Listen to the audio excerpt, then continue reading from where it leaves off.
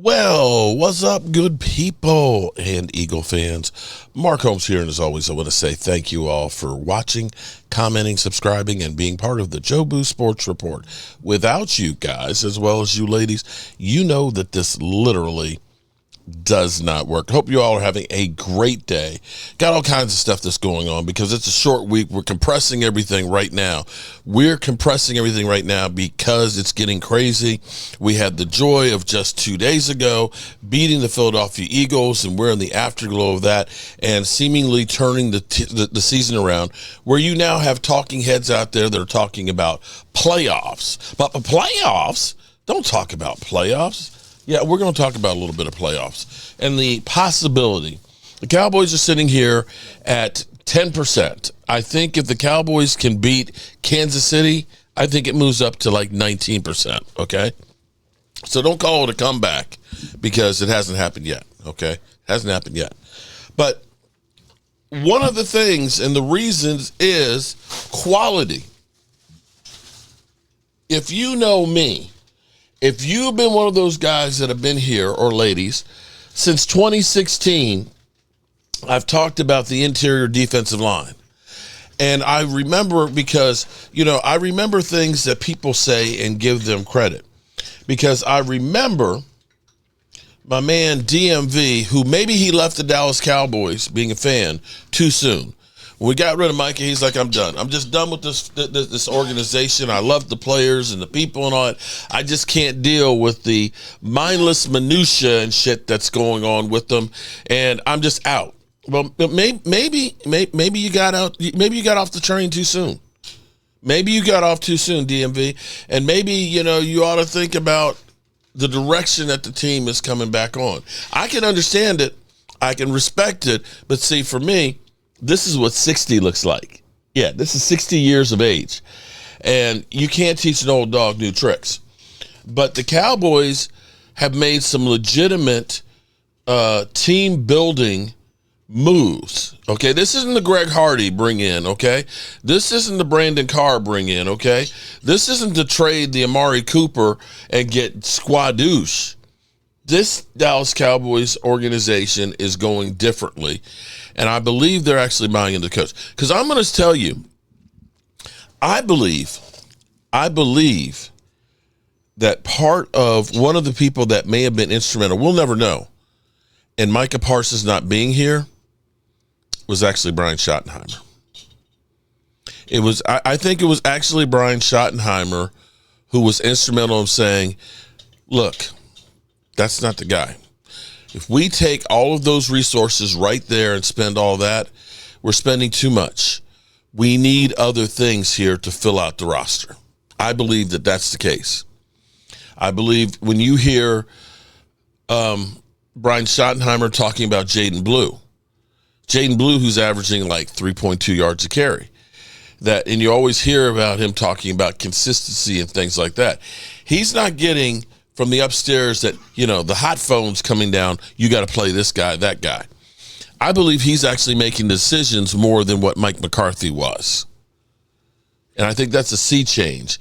That between Brian Schottenheimer, Will McClay, and the Joneses, that they're actually working together as partners as opposed to boss and employee. The Quinnen Williams trade. I got to revisit this because if you make a mistake, you got to own up to it, because it's not so much the mistake as it is the cover up that makes you look stupid. Because America is, for most intents and purposes, a forgiving country. They want to see you do the walk of shame and will forgive. Maybe they don't forget, but they'll forgive. Well, actually, most people forget because you can't.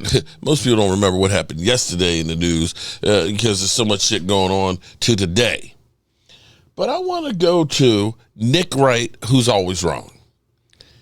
And when the Cowboys traded for Quinnen Williams, this is what he said. Now, I can't show the clip because it'll get copywritten, but we can play it. Making moves, including Jerry. One more hour until the trade deadline is officially done. Then maybe some stuff will trickle in. KW, are you getting breaking trade news? Let me answer for you. I never have my phone But out. you could be getting breaking trade news. It might be Is it Diana Rossini? She said she'd tell you first. It might be the bill that I owe. I'm not sure. We are digging into the moves that the Cowboys are making. Quinnen Williams coming over from the Jets to shore up that porous defense that got exposed last night. Nick, I love this deal because I said flatly, Quinnen Williams is good. And the Cowboys need good players, but you didn't love it as much. Why? No, I think this is insanity by Dallas. Really? Total insanity. They gave Total up insanity. potentially 90% for Quinnen Williams of what they got for Micah Parsons. And those players are not in the same stratosphere as far as impact on your team. That's first of all. Second of all, Jerry told Stephen A. yesterday this trade was in the works already. The major move was coming.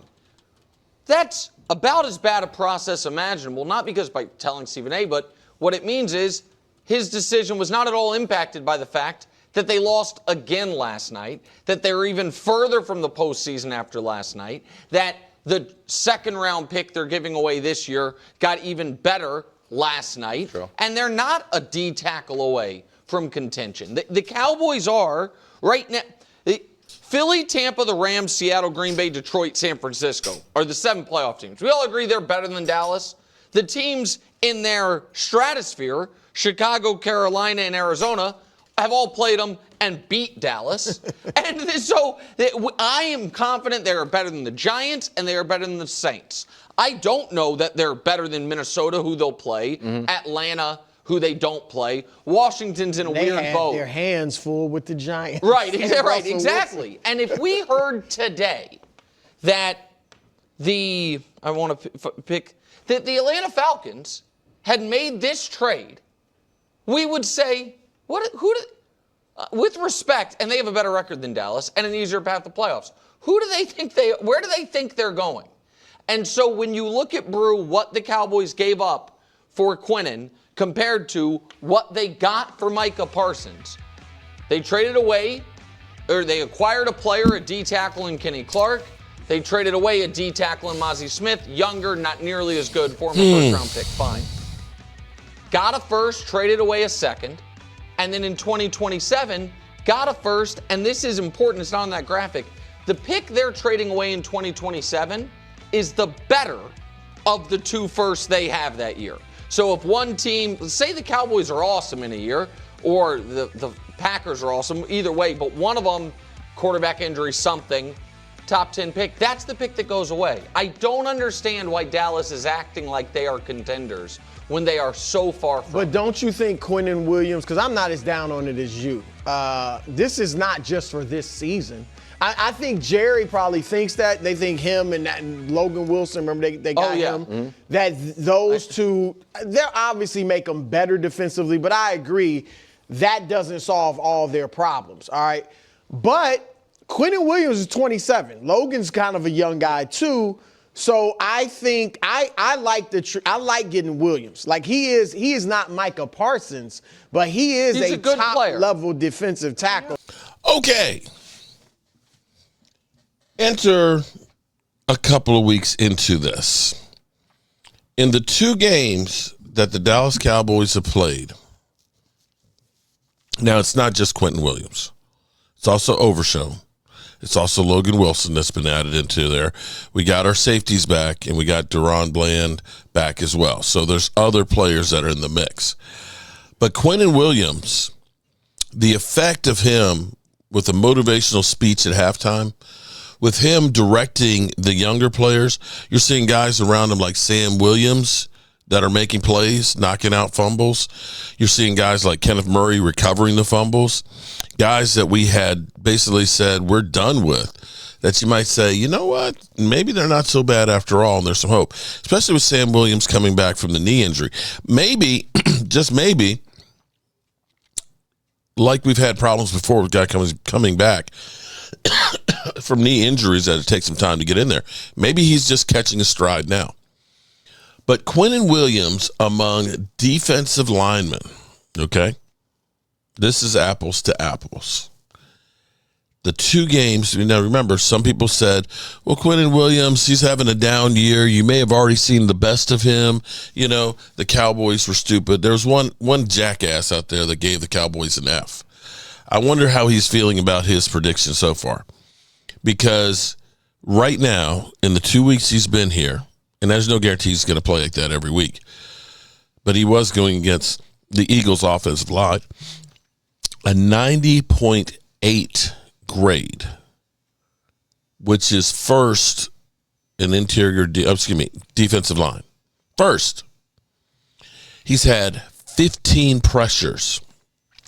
Do you know where that rates an interior defensive line in pressures? First. His pass rush win rate, 27.1. Do you know where that rates in defensive linemen?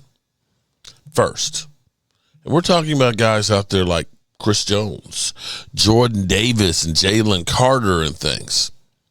So, yeah.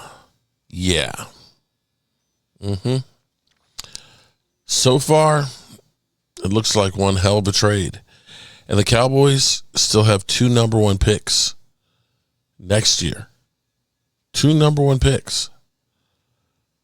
That's insane, y'all. Yeah.